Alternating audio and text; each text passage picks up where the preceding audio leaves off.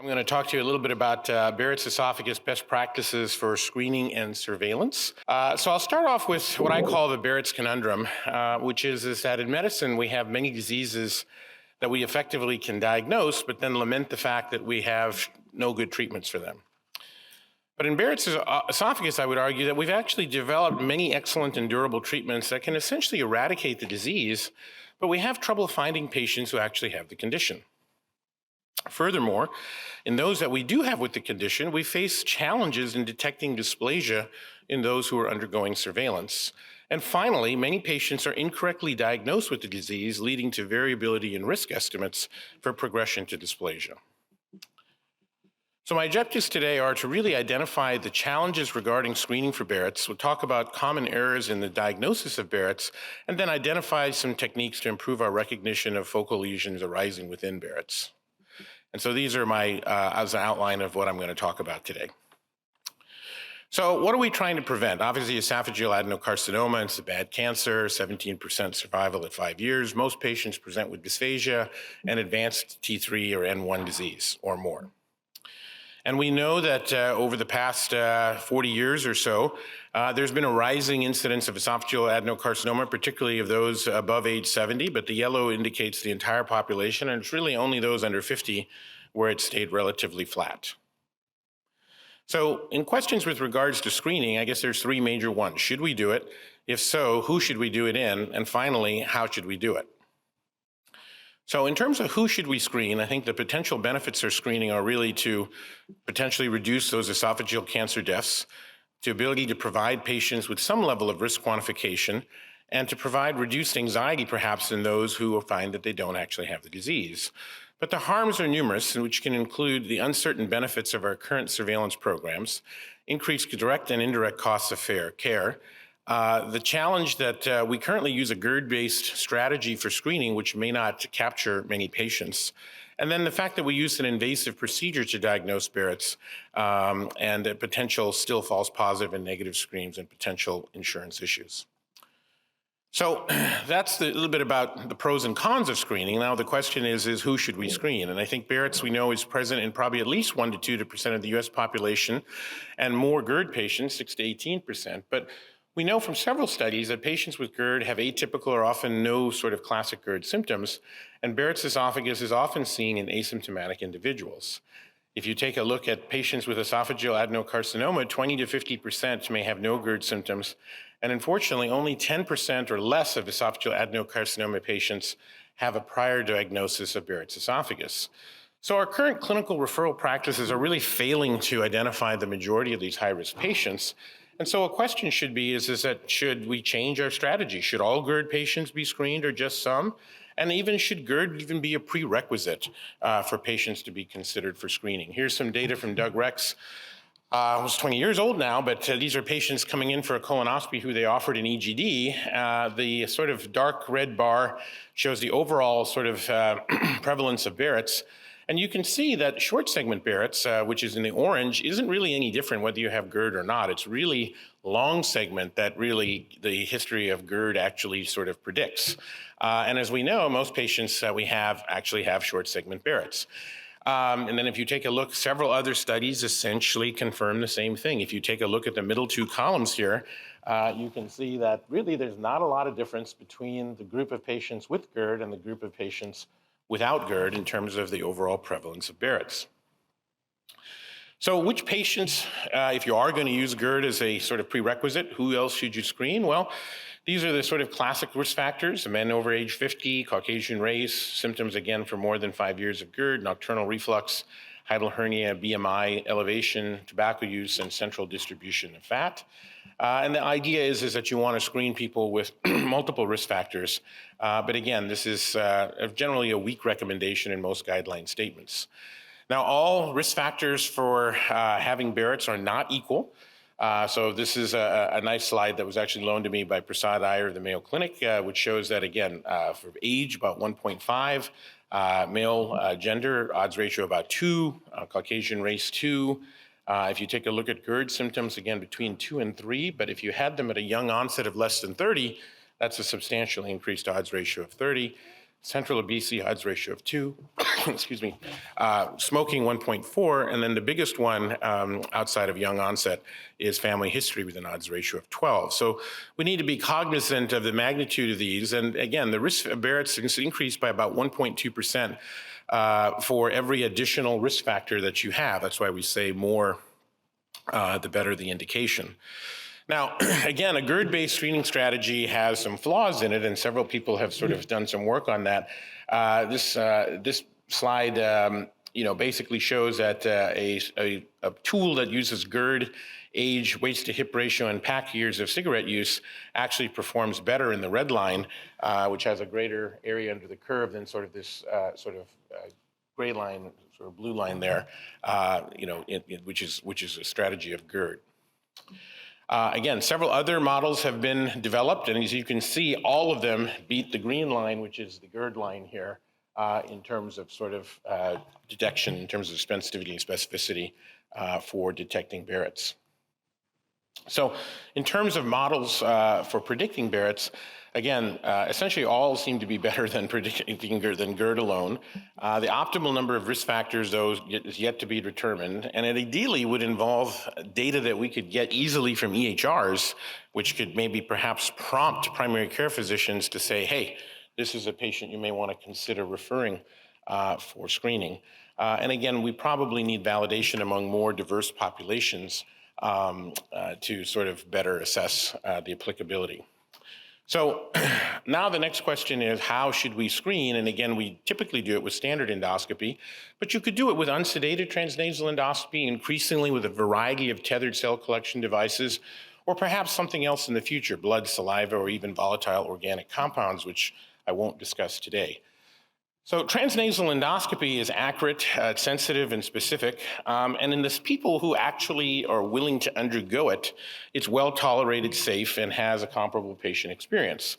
It's definitely less expensive, it's cost effective, can even be potentially done by non-physicians, but it's not widely utilized because, as I said, you have to be willing to undergo it, and most patients simply do not find it appealing, and therefore it has not really achieved much adoption. Now, population-based screening tests for Barrett's esophagus would probably be more beneficial if they were non-endoscopic. These are these tethered cell collection devices, of which 3 that are currently utilized are here. We were involved using this device in the first US study, and this was developed in England. It's an office-based test, less than 10 minutes, can be done by PCPs. Test for trefoil factor 3, which can identify Barrett's esophagus. And again, this study of 504 patients, again, for 2 centimeters more of Barrett's, it actually had pretty good performance characteristics, 90% sensitivity, 94% specificity. So again, promising initial results, then a larger sort of pragmatic randomized control trial across the UK was published in The Lancet 3 years ago, showing that compared to sort of usual care versus sort of offering screening using this device, they were able to essentially increase their rates of Barrett's diagnosis by tenfold, 0.2 to 2%. So again, using such a strategy may be able to apply it more broadly to the population. Here's some data from the recent ACG guideline, which basically shows, again, the 3 different devices, their performance characteristics. One of these uses primarily methylated DNA markers, and you can see that the performance characteristics are improving. You can see that with a 25 millimeter capsule, one of them actually has in excess of 90% sensitivity and specificity. So I think these increasingly are going to be utilized. We have the most recent guidelines, both the ACG guideline in 2022 and the AGA clinical practice update in 22, both are supportive of considering these devices as alternatives to endoscopy to screen for Barrett's esophagus. So these are the general guidelines that you see for screening. All of them, for the most part, include the factors that I've been talking to you about.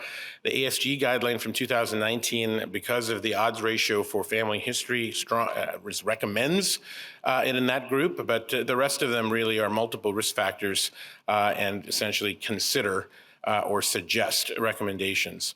The recent clinical practice update that the AGA came out, which I was involved with, actually de-emphasized GERD. So we no longer sort of routinely recommended GERD as a prerequisite. It is just one of many, including the usual sort of male, non-Hispanic, white, age greater than 50, smoking, obesity and family history. So essentially, if you have several of these others but don't have symptoms of GERD, that does not exclude you from getting screened.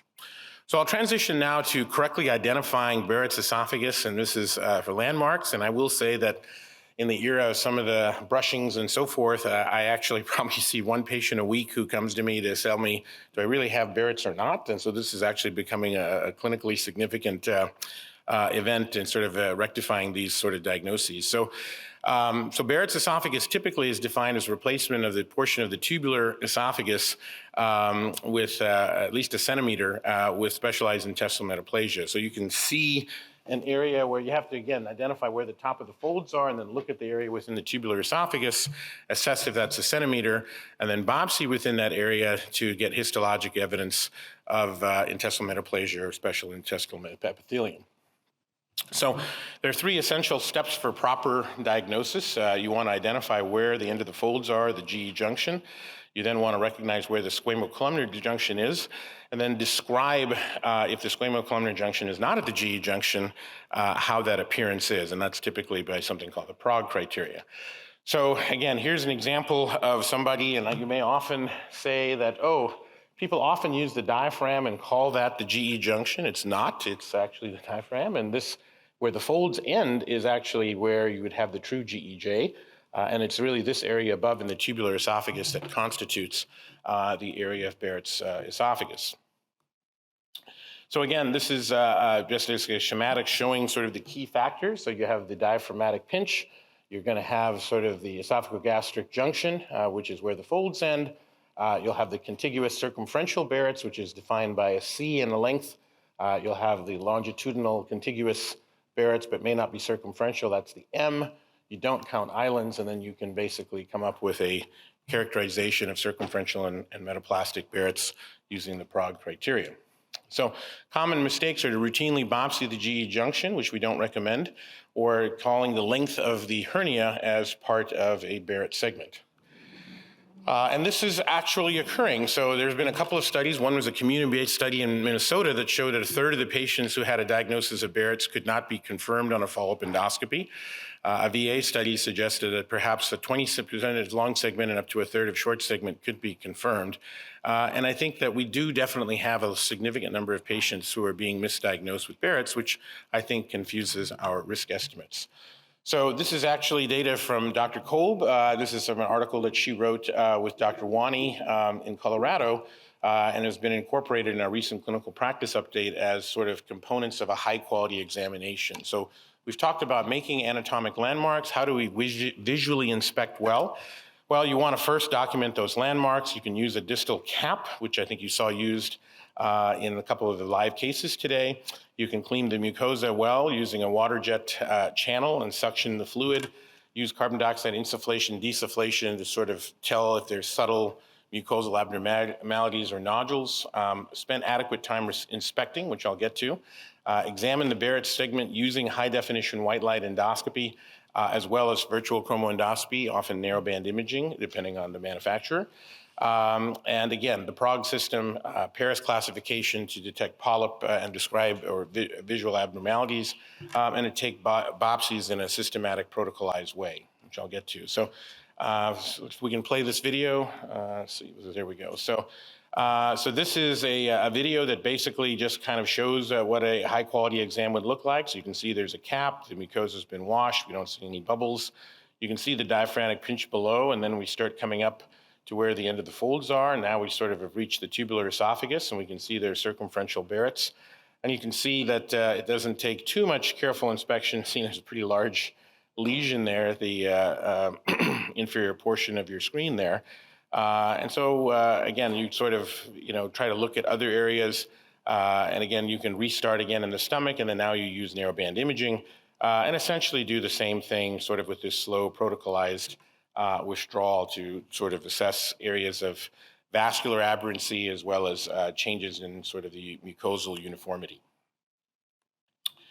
So again, I talked a little bit about speed. This is a nice study that looked at spending less than 5 minutes or more than 5 minutes looking at a Barrett segment. And you can see there's a dramatic impact. You can find more than about 2.5 times the number of visible lesions, more than 2.5 times essentially of the high-grade cancer detection. You can find an overall increased number of visible lesions and foci with high-grade cancer. So they came up with a suggestion of 1 minute per cm of Barrett's, which again, is quite a bit of time. Most people have 3 to 4 centimeters or less. That's not a lot of time, even in your busy practice. And you can see that there's clearly value in terms of doing that. This is some data from the Netherlands where they have Barrett centers of expertise. And so they had, it's one of my favorite studies. It sort of shows where they sent patients from community hospitals to a central center where they were referred for endoscopic eradication therapy. And these authors found that 90% of all patients with high-grade or intramucosal cancer actually had visible lesions and that EMR should be considered. And what's particularly striking is on the right where I have the red circles. So you can see here that there were about 80 patients out of 200 that did not have a visible lesion, but the expert center found a visible lesion in 3/4 of them. And interestingly, 15 of those, or full 25%, had such advanced disease that they weren't even candidates for endoscopic therapy. So remember, these people were referred as having no visible lesion and actually had a T1B or beyond lesion. And so I think that's really quite striking and shows that we really need to do a better job of identifying areas of dysplasia. So how do we better detect dysplasia? I think I talked a little bit about narrowband imaging, which can again help us improve the vision of the vessels and the vasculature, as well as highlight perhaps mucosal topography. And here you can see again that the surface capillaries look brown and sort of deeper vessels have a cyan appearance. And the goal is to sort of characterize and differentiate and even diagnose different degrees of architectural regularity. So these are sort of the Bing criteria from this Barrett's Inspection International NBI group. And basically it's just, is it regular or irregular, both for the mucosal or vascular pattern? And it's sort of kept at a fairly simplified level here. And so here's a bunch of pictures of normal, and I always say that it looks like a housing subdivision from the air. It looks kind of very organized and pretty regular. And then here you'll see areas where things look very different, whether the glandular pattern is enlarged, like in panel D, or in areas where you see increased vascularity, perhaps like in panel A.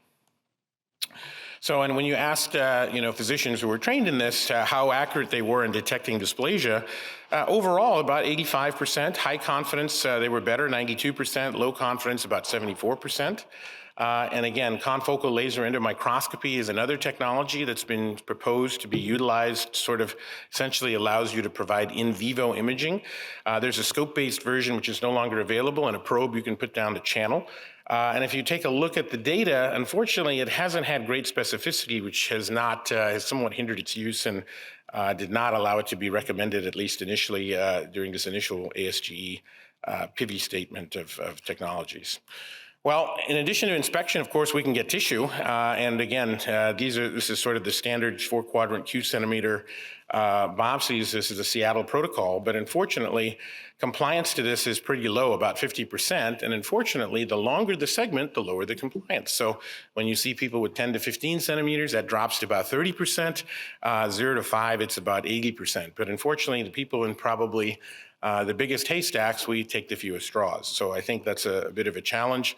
This is what it should look like when it's done. I usually try to get photos afterwards to just show how well we sampled it. So this is usually one of the last shots that I do. This was a case who had post-EET, and I was just taking our eradication biopsies. There's other ways in addition to standard biopsies. There's this wide area transepithelial sampling, which is essentially a brush. There's a large study that we're actually now officially enrolled in, and are actually in recruiting patients to see if this someday may be able to replace the Seattle protocol biopsies. But right now it's an adjunctive technique which can increase the yield of dysplasia of about 7.2% and increase the rate of high-grade dysplasia or adenocarcinoma detection by about 2%. The holy grail, of course, is predicting future dysplasia in those with non-dysplastic Barrett's, and this actually is a perfect segue to a talk that we're having tomorrow at lunch, which will kind of help us stratify our non-dysplastic Barrett's patients. But there's a couple of ways to potentially do this. You can use clinical risk factors. This is this thing called a PIB score, which uses your male sex, cigarette smoking, Barrett's length, and confirmed low grade. So if you're a male who smokes cigarettes and has 6 centimeters of Barrett's, your risk is typically high, and the difference between the high and the low here is more than 10-fold. It's actually about 15-fold. You can see 2.1% progression versus about 0.13. So there are some clinical factors that we can use to detect this. This will be discussed at the lunch tomorrow, but again, biomarker-based risk stratification. It's a biomarker panel which includes morphometric features that can classify patients into high, intermediate, and low risk. And there's some data that suggests that perhaps patients with a high-risk score will have a risk of progression of up to 23% at 5 years, compared to an odds ratio of 4.7.